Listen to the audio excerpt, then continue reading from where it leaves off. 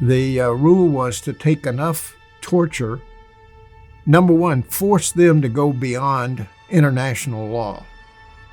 The interrogators from that day forward were less interested in tactical information to just straight propaganda and brainwashing type activities. Too tired, I can't think, you tell me what to write and I'll write it. Well, that introduces an element of their understanding of English. And if you could use their mangling of the English language and then quote them at it, it'll get by their censors, but it'll also be an indicator that this is not an American that's dreaming this up. You have to kind of play cat and mouse with them because you got to give them something that'll get them to quit torturing you. But at the same time, you want to sabotage it any way you can. They were trying to keep us as isolated as possible. It was forbidden to whisper, to try to make any contact with anyone outside of your cell. Psst, psst. Hey, new guy. Hey, new guy, what's your name? Communicating was our lifeline.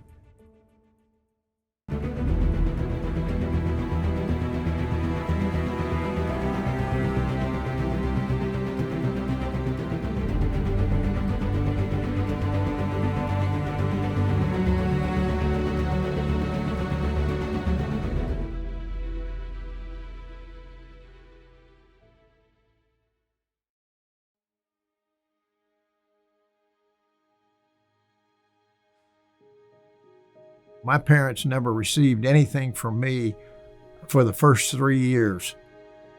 The first thing I got from my parents was after 3.5 years. When I opened the card, it was just the card that said, "Love, Mom and Dad," and then there was a Polaroid photograph in there. I knew there had to have been an insert in there with some text on that, but I never got that. The photograph that I had was a picture of my sister. She's standing with a guy I'd never seen before. She's wearing a wedding ring, and they're holding a baby that's about 8 or 9 months old. So that's the only way I knew that I was an uncle. My sister was married. I didn't know her husband's name. I didn't know the baby's name. I didn't know that one of my aunts had passed away. I didn't know that one of my cousins had been in the Marine Corps and had been killed in South Vietnam later in 1966.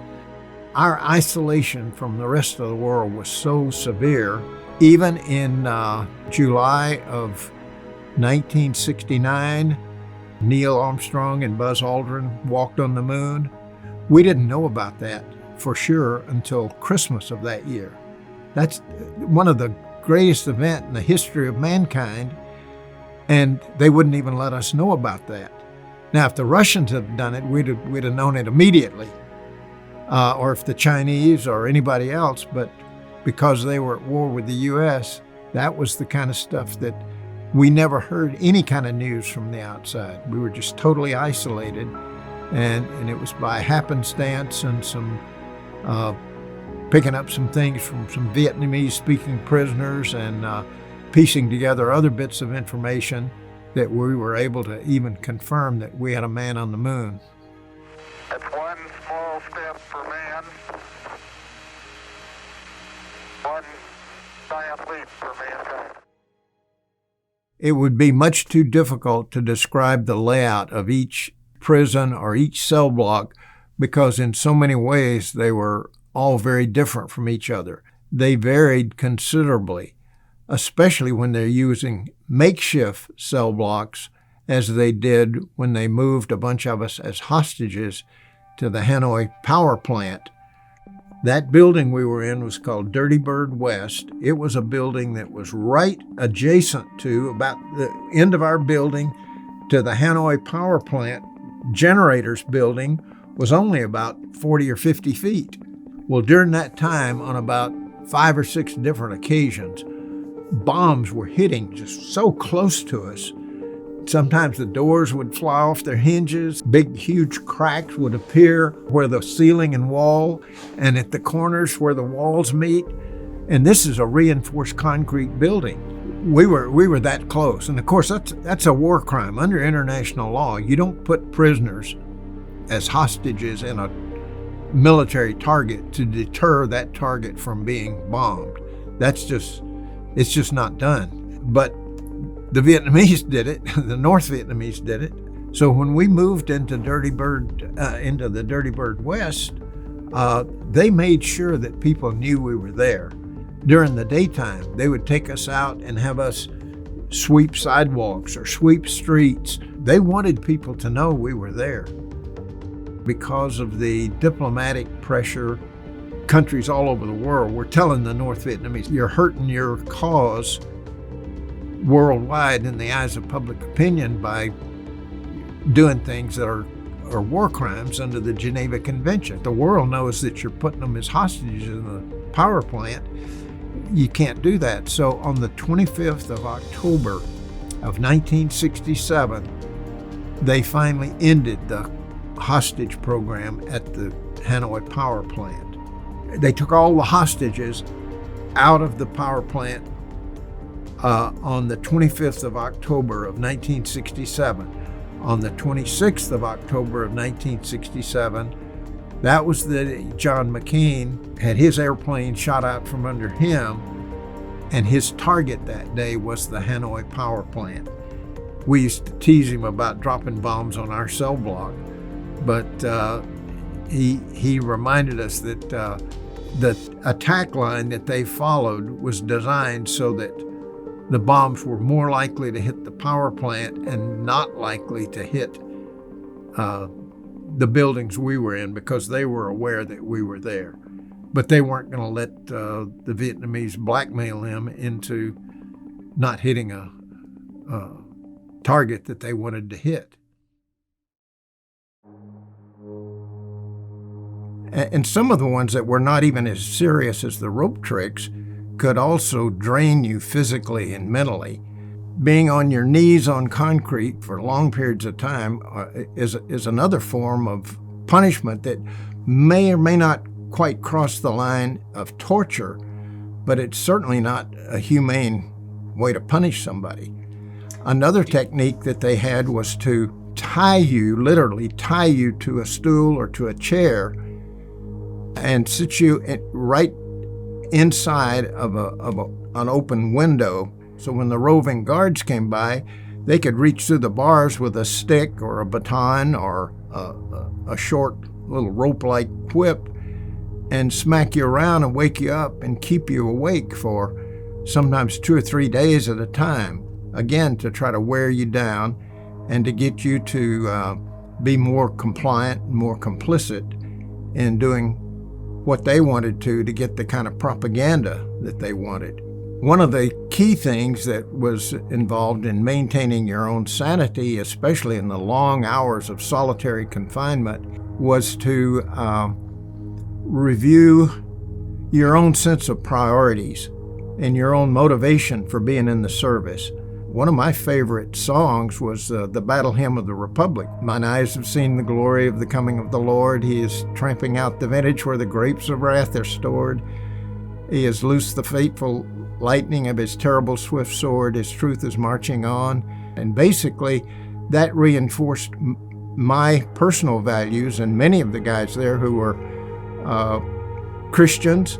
The Judeo-Christian philosophy is not just a religion, it's also the foundation for civilized way of life. Like when Jesus said, the first and greatest commandment is to love the Lord your God with all your heart, all your soul, all your might. And the second commandment is equally important, and that's to love your neighbor as yourself, even to love your enemies and have respect for them, even when they're misusing their power to inflict pain and harm on you. Another poem that I had learned as an English major is the poem called Invictus. Out of the night that covers me, black as the pit from pole to pole, I thank whatever gods may be for my unconquerable soul. In the fell clutch of circumstance, I have not winced nor cried aloud, under the bludgeonings of chance. My head is bloody but unbowed. Beyond this veil of human tears looms but the terror of the shade, and yet the menace of the years finds and shall find me unafraid. It matters not how strait the gate, how charged with punishments the scroll. I am the master of my fate. I am the captain of my soul.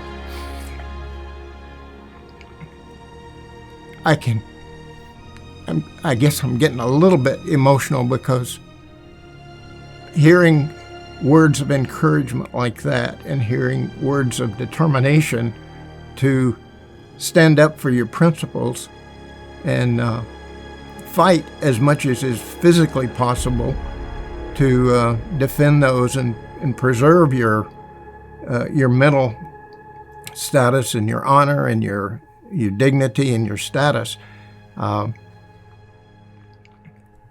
That was always reinforcing. At one point, I was moved to the camp called Sante. We were in that camp for about a year and a half.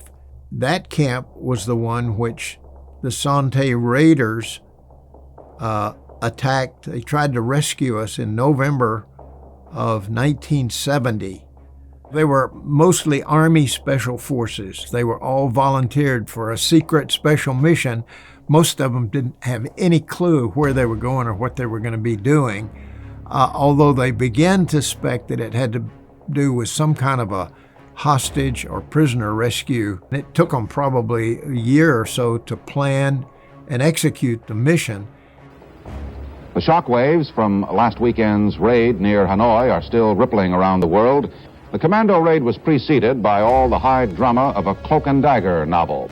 Spy planes checked out the location from overhead. The intelligence community leaned on all its obscure sources. And at an airbase in Florida, the men were made ready for their mission. This is a scale model of the Sante camp. An actual mock-up of the camp was constructed here at Eglin, but was destroyed just before the raid. It's believed about 40 men took part in the raid. A quarter moon had just risen when the men struck about 2:30 in the morning. The first assault team crash-landed a helicopter inside the compound. Other teams apparently landed outside. The raiders used torches and chainsaws and lock snips to get into the cells in the middle of the compound, where it's believed most of the prisoners had been held. This camp itself was but lightly guarded even when the prisoners were being held here, and General Leroy Manor, the overall commander of the operation, told me he felt certain that he could have recovered the prisoners safely if the North Vietnamese had not already moved them out. We had been there from 68, 69. Unfortunately, on July the 14th, as I recall, we were moved from the Sante camp because of serious flooding of a river that was just right outside the south wall of the Sante camp. Well, because of the delay in our intelligence getting back and forth, they didn't know that. And so when the Sante Raiders hit in November, their raid was tactically successful in that they didn't lose anybody, had only a couple of minor injuries. But strategically, it was a failure because there were no Americans there at that moment. From that time on, we were never subjected to the kind of torture for propaganda and war crimes confessions and so forth. After that time frame, they had taken a lot of flack from the diplomatic community for their program of using us as hostages at the power plant. But as stories of torture began to circulate in the media, they realized that if they should lose the war and any of them should be held to account in any kind of war crimes trials like at Nuremberg after World War II, that some of them could be vulnerable to individual accountability for war crimes. And so they had to be a whole lot more careful. And when the U.S. showed that it could attack a camp, secure it, get out successfully without losing a man, even though they missed us, it was a big morale boost for us, knowing that the government had not forgotten about us and guys were willing to risk their lives to come get us if necessary, and sent a lot of signals to Hanoi that they better be careful about what they were doing and how they were doing it.